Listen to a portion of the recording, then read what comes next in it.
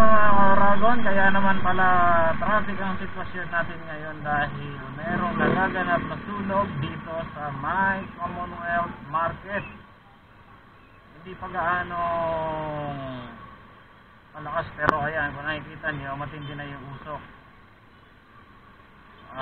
Posibleng malaki pa ito o lumaki pa.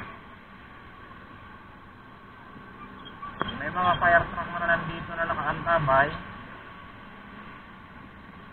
Siguro maging mga media ang dami kaya traffic.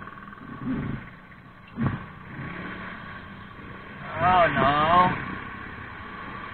yan pala ang naging source ng heavy traffic ngayon dito.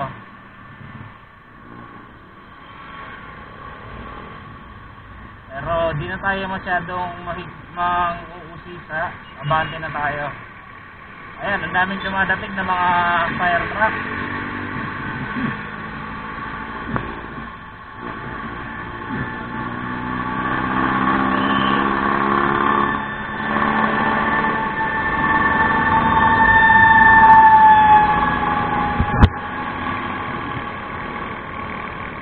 Hindi naman masyadong lumaki yung sunog para hindi naman